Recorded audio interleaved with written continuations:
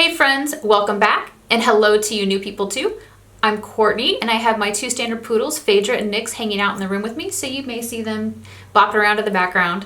So we're going to talk about something other than beauty today, so if you like that, you can go ahead and stick around. Click on the little subscribe button down below if you haven't done that already. If not, I'm going to put a beauty video up here for you to click over to. But today I want to talk to you about books because I read a ton of books and you guys have requested this. So in general, what I like to read is urban fantasy and horror books. Sometimes I read high fantasy, but pretty much if you're going to ask me what book I'm reading, it's going to be a horror book or it's going to be an urban fantasy novel. I usually love anything with fairies, fangs, or fur. So fairies like elves, vampires, or werewolves. I love the Fae. I've always been fascinated with them, as well as even just like mythology surrounding them. Sometimes supernatural porn gets thrown into what I'm reading, or paranormal romance, if you will, which I don't mind that if I know it going in. Sometimes I've bought books and I was like, oh, I didn't realize that's what this was gonna be. All right, well, I shouldn't be reading this in public, because sometimes it gets me a little worked up, don't you know? In general, I really don't care for short stories or standalone short stories. Sometimes I will read short stories if it's in a world that I like or with characters that I like. But for the most part, I ignore those. I don't often even read anthologies that are set in worlds that I love. I think that's because I get really invested in characters and what's going on with them, and that's how I make a connection to a book and I want to read it. So if I start out trying to read a book and you kill off the main character right away, it's going to piss me off. I also don't do well when books have like 6 or 8 different characters that they're shifting through. Like, I hated the Game of Thrones books. I basically read those books, even though I liked the TV series, because I couldn't stand the writing style. I didn't enjoy how they were written. I don't like switching from character to character to character. It's just not enjoyable for me. All right, so the first author that I want to talk to you about is Shawna McGuire. She writes the October Day series. She's also known by the name Myra Grant, which is a pen name for her, and she writes horror under the pen name. My favorite series from her by far is the October Day series. It focuses on a character named October, better known as Toby, and she's a changeling, part fae, part human, and life is kind of shit on her. She has bad luck. I don't want to spoil the series for you because if you only read one series out of all of the books that I talk about today, this is the series I would say please read because I think her writing is amazing and just, it speaks to me. In some ways, it's kind of the perfect urban fantasy world because you have political intrigue with the Fae, you have adventure, you have really cool storylines, you go into fairy. Oh, and it has Tybalt, King of Cats. And in my head, for whatever reason, I always pictured Tybalt looking a little bit like David Bowie's character Jareth from Labyrinth. The most recent book in her October Day series is The Brightest Fell, and that's book number 11. I will put, I will put links to all of the authors in the description box down below. So if you're curious, you can just click over to check those out on Amazon Kindle. McGuire also writes the Encrypted series, which is basically about this family of cryptozoologists who broke off from this covenant. And the covenant is basically a bunch of evil people who want to kill any of the weird supernatural creatures, both sentient and non-sentient, that are in the world. The book follows a family as opposed to just one character. So it does switch from book to book as to which character it's following, but I think it's done really nicely in a real enjoyable way. So I always look forward to new book releases in this series. In fact, on March 6th, the newest book in this series comes out. It's called Tricks for Free. I've had it on pre-order since August 2017, if that tells you how excited I am for it. As I've mentioned, McGuire writes under Myra Grant, and the books that she writes under Myra Grant are horror. There's a zombie series called the Newsflesh series that I love by her, and just to be clear, I'm zombie phobic. Like, I can play certain video games like World of Warcraft and kill zombies in that game, but I can't play Left 4 Dead because it makes me too anxious and too nervous. So in general, I don't even like reading about zombies. But the way this book is written, it's sort of more like political commentary and social commentary, and the zombies are an afterthought, and I just feel like the characters are so well done that I really enjoy it. It also has a lot of like corporations gone evil, government gone evil type thing. She also wrote the Parasitology trilogy, which is again kind of like a horror world where people have these like tapeworms embedded in them to help with remembering to take their medication. And it has like a really weird sick twist, so that's another good one to check out. Oh, and she just came out with a mermaid series. Well, I don't know if it's actually a series, but there's been like a novella that was The Mermaid, which is like, I think it was like Into the Deep. And then the new one in that one is the Into the Drowning Deep. And it's really, really cool and creepy. I like how her mermaids are not typical mermaids. They're creepy, fuck you up mermaids. Next up is Yasmin Gelnord, and she is another author that I absolutely adore. I love her Otherworld series. It is It's probably the second series I would recommend you check out if you only check out two. Check out Shawna McGuire, check out Yasmin Gellnorn. But I really love the Otherworld series. It's about three half-human, half-fae sisters, and I've even actually cosplayed at DragonCon as one of the sisters, Camille.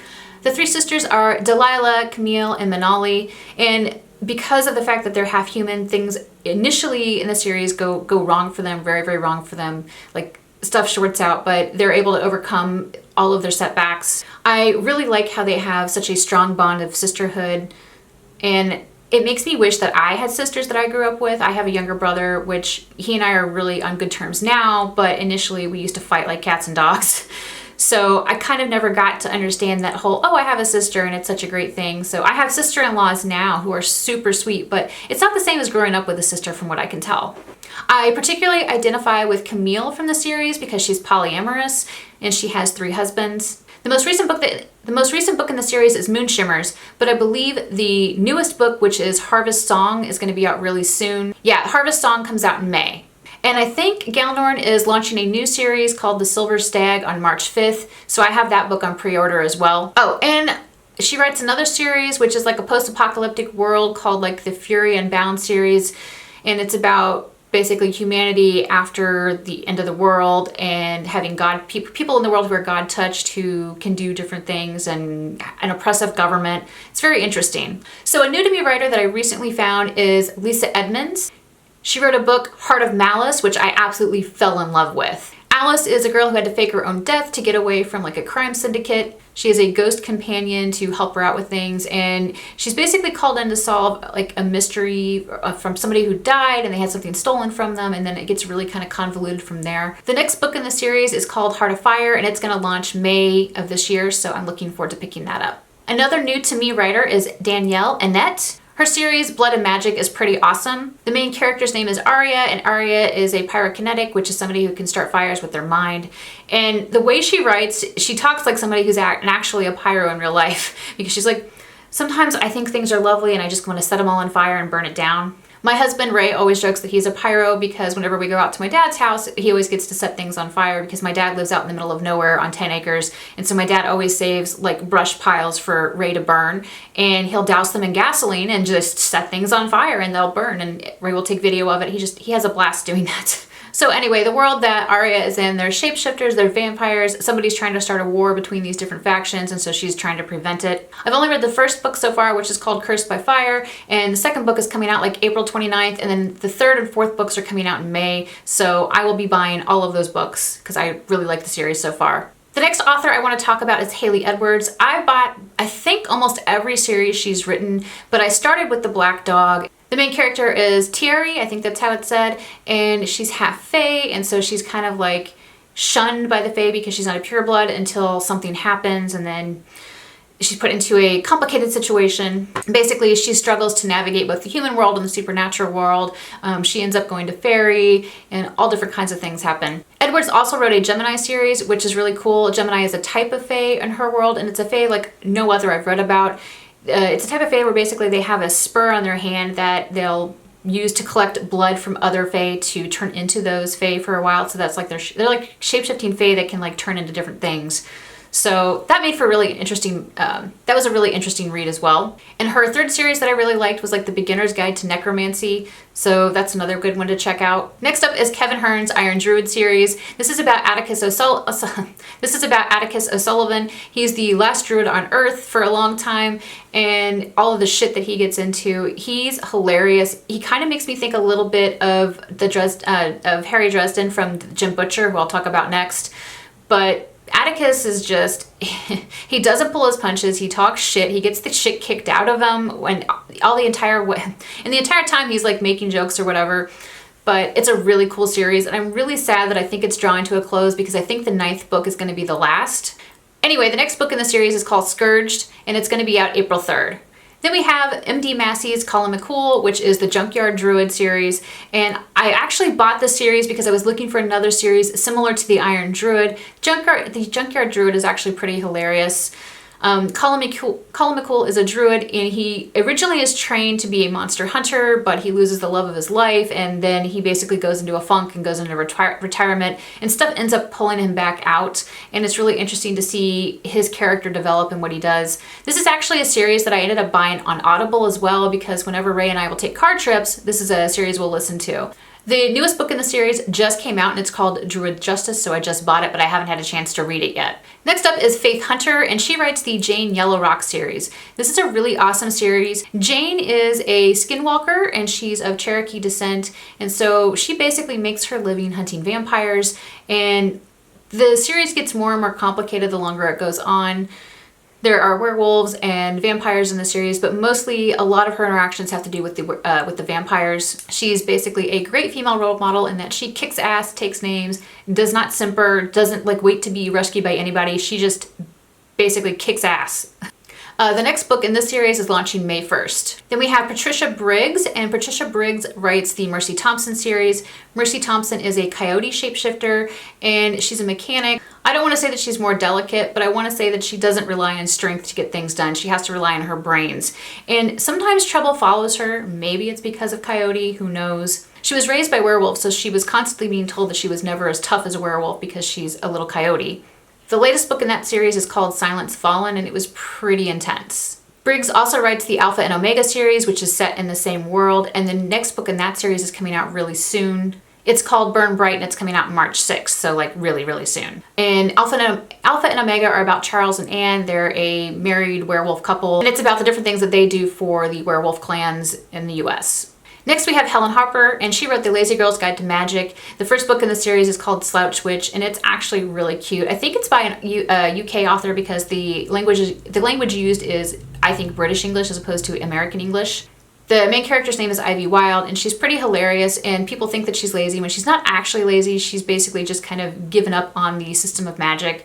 So anyway, I think if you're looking for something that's lighthearted to read, this is definitely probably the most lighthearted thing on the list. Next up is Anne Bishop. Now she wrote the Black Jewels series, which I loved. I think I read it when I was like teenage years or early 20s.